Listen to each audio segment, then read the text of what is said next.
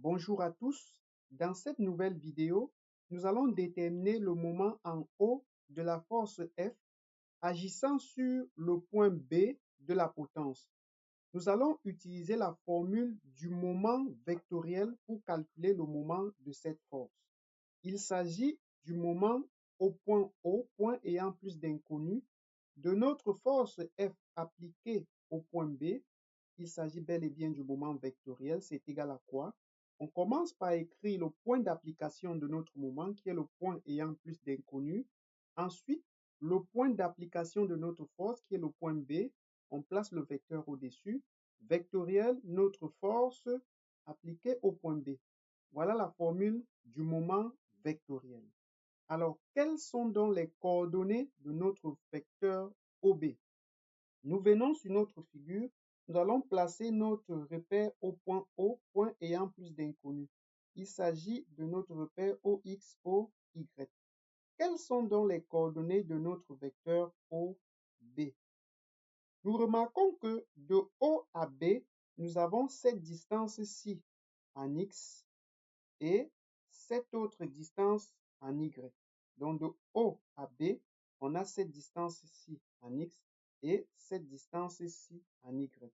Nous remarquons que en X, de O à B va dans le même sens que X. Donc de O à B ici, ça va dans le même sens que X est positif, c'est égal à 2 mètres. On met 2. De O à B en Y, on se déplace dans le même sens que Y, c'est toujours positif, c'est égal à cette distance qui est 4. Vectoriel, les coordonnées de notre force FB.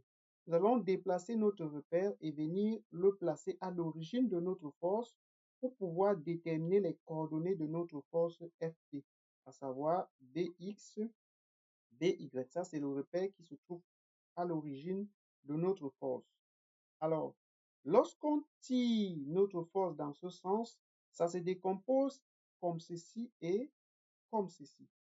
Cette coordonnée-ci, c'est FB suivant X et cette autre coordonnée, c'est FB suivant Y. Alors, nous remarquons que FB suivant X va dans le même sens que X est positif. On met FB, la norme de FB, et comme ça touche l'angle ici, ça touche totalement l'angle ici, c'est le cosinus, le côté adjacent, donc cosinus de cet angle qui est 40 degrés. En Y, nous remarquons que la coordonnée FB en Y va dans le sens contraire de Y. On met moins le module de FB, FB.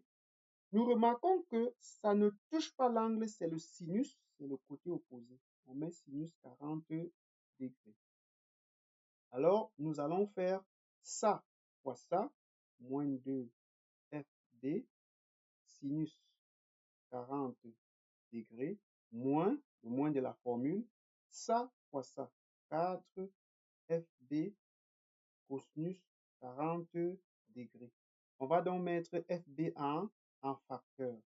Facteur à moins 2 sinus 40 degrés, moins 4 cosinus 40 degrés. Nous allons remplacer FB par sa valeur qui est de 600 newtons. On va mettre 600, facteur à moins 2, sinus 40 degrés, moins 4, cosinus 40 degrés. Alors, après application numérique, on obtient moins 2609,851 newtons multiplié par mètre porté par le vecteur K parce qu'il s'agit du moment vectoriel de notre force F appliquée au point D. Voilà donc le résultat de notre calcul du moment vectoriel. À partir de ce résultat, nous pouvons déduire la norme ou le module de notre moment au point O de la force FB qui sera égal à quoi? Nous allons écrire tout simplement cette valeur sans toutefois écrire le signe moins parce que le module est toujours positif ou l'intensité est toujours positive. Donc, on va mettre 2609,851 newton mètre. On ne met plus notre vecteur. Donc, voilà l'intensité de notre module qui est positif. qui ne porte plus le vecteur K.